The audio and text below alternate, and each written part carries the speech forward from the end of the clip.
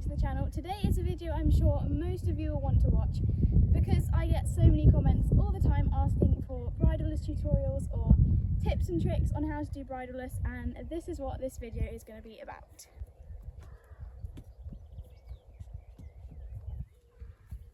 So the number one most important thing you're going to need before you even contemplate going bridleless is some sort of emergency stop. For Yoda, that is his whistle stop. And I know I get a lot of comments saying I wouldn't be able to whistle in an emergency, or you just can't whistle at all, and that's absolutely fine. You just follow the same steps but using your chosen word or cue. You can teach this trick with any noise or word really, but I just chose a whistle because that was easiest for me and I thought it was quite a different sound, so not something that could easily be confused when I'm riding Yoda. So the first thing you're going to do when you teach the whistle stop is when you're doing anything on the ground, you're doing tricks, so you're doing groundwork, anything like that, whenever you give them a treat you make your noise so that they start to associate the noise with the treat.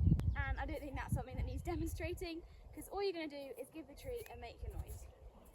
And a way you can test whether they've really started to understood what you want is by getting them to trot in a circle around you and whistling, and if that then brings them down and they come to you for the treat, that means that they understand that that's what it means and you can move on to ridden. The first step once you've progressed to doing it while ridden is to use your cue alongside something they already understand.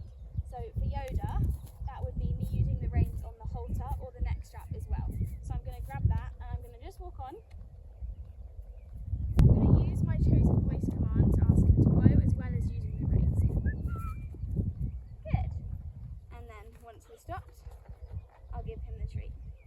Obviously Yoda already knows this, so for another horse that doesn't know this trick yet, it's going to take longer. It's going to look very different to how it looks with me on Yoda, because Yoda is very established at this trick and he knows it and he gets what I want.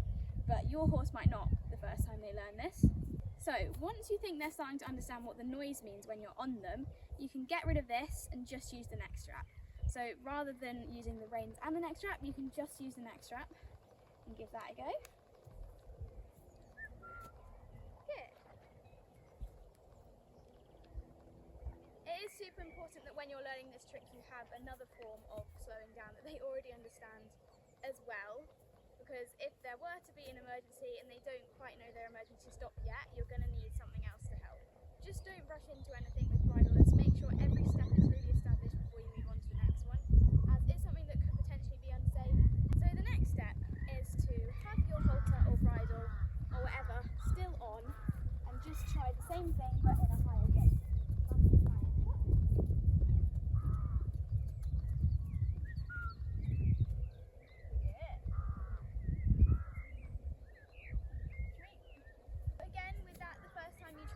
You may need to use your reins as well, but the understanding will keep coming and they will keep getting better at it. It just might take a long time.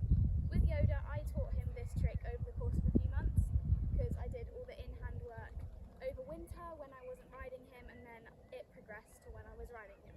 So it did take a while, and it is a trick that could possibly be hard to teach. I think it's not very complex, so different horses will respond to it differently. So yeah, there's your emergency stop. Yoda responds to it all the time.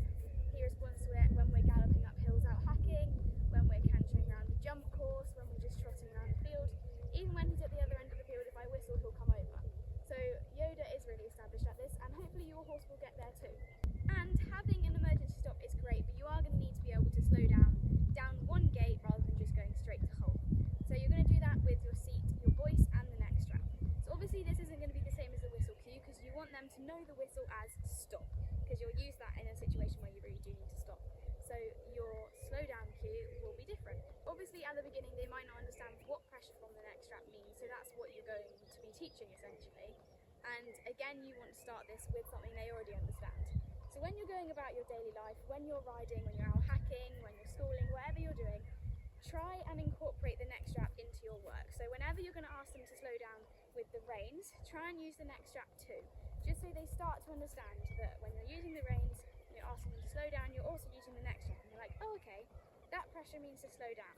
And if you can do that consistently, they will start to understand what it means, and you can start to use less of the rein and more of the neck strap. And you can use shrieks for this as well, but just don't use your whistle.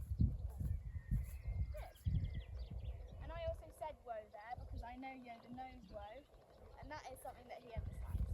So yeah, once you can walk and then stop from just the neck strap, your seat and your voice, that's great. You can try moving up to trot and try and go from trot to walk. And remember, you aren't trying to stop straight away. That's your emergency stop. You're just trying to go down one gate. So you're trying to help them understand the different types of pressure and cues and what they all mean.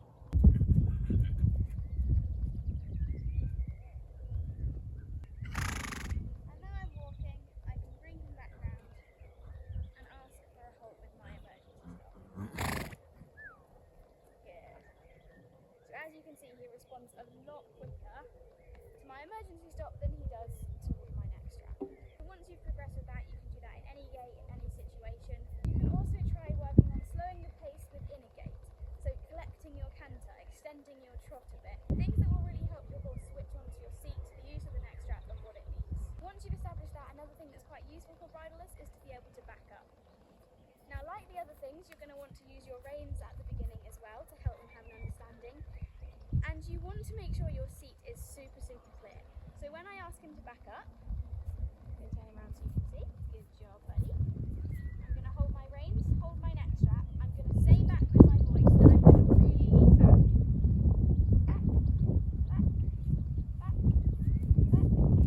And give a treat. Good boy.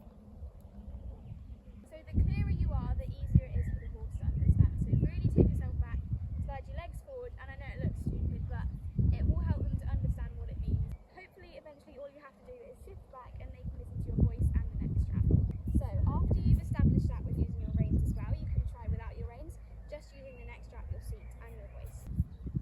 Back, good.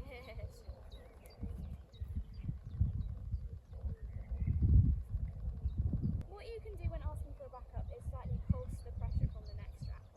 So just very gently, sort of pull, release, and that will give them a different aid to when you're just asking them to slow down a gate.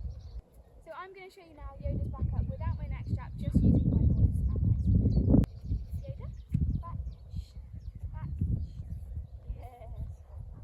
Good job. So that has come over time just by consistency of me always using my seat when I'm asking for backup, always using my voice when I'm asking for backup, and he can do that when he's bridleless, just cruising around. I can say whoa and I can say backup. All of those things, your emergency stop, you're going down a gate and you're backing up, will all be really helpful when bridleless. And then there is the issue of steering. Now, if your pony knows how to neck rein, then neck reining is a great way to do it, and Yoda has kind of learnt that over the course of us doing bridleless. But another way you can steer is using the stick. Now, for a horse that is sensitive to the stick, I would not recommend using this method. Use the neck reining method or whatever method works for you. That could just be using your seat and legs. Lots of horses respond differently to different things. But for Yoda, his cue to turn is me putting the stick on that side of his face and directing his nose round. Now, you can start to teach this with the bridle on. And all you're going to do is just gently tap the side of their face. Never go up near their ears, their eyes. Always go right down the bottom by their nose. And you can just gently tap. And as soon as they turn away, you release. This can be very difficult for horses to learn at the beginning because they often know the stick as go. So they can misinterpret what you're saying and think you want them to go faster or, I don't know, to whiz around. But you just have to be really clear and calm with your body language and your energy that that's not what you want. All you're wanting is a slight turn of the head. And it will come with time, you just have to be patient. So I'm going to ask for the other side, just gentle tap. Good. As soon as they turn their nose away from you, that's when you're going to release. And this really isn't hitting their face, it's not waving them at their eyes. All you're doing is gently, just like that, just pulsing it against the side of their face, and they will notice it. He's noticing the flies, so he does notice things that are touching him, and he is going to respond to them. But again, it does take time, and you just have to be patient. And always remember when you're learning something new not to overload them. You should always keep it low-key and take it step by step and do it all very slowly. Remember to wait in between asking things for licking and chewing, blowing out, sighing, all of the signs of releasing that you'll get. So I'll just do a little walk around now showing you my steering, how that works.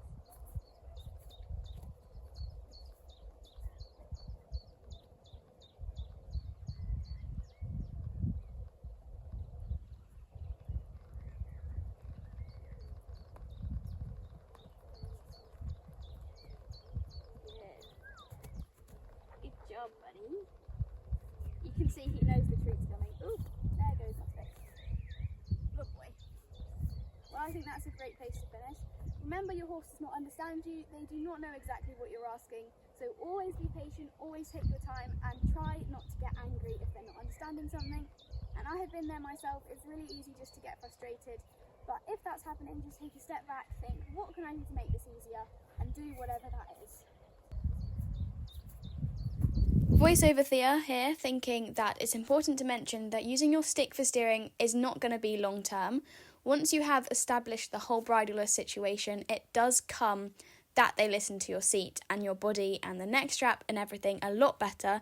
But to start you off to get the feeling of bridleless, using the stick is a very easy method. And the reason this method is so easy is because horses naturally respond better to push pressure rather than pull. So they're going to respond and learn quicker to gentle pushing guidance with the stick than pulling with the neck strap to turn their necks. However, like I said, if your horse does already know neck reining, there's nothing against you using that. I hope you all enjoyed this video. Bridleless is honestly the most amazing experience, and I hope you guys all get to experience it too with your ponies. Remember to stay safe, have fun, and I'll see you in the next video.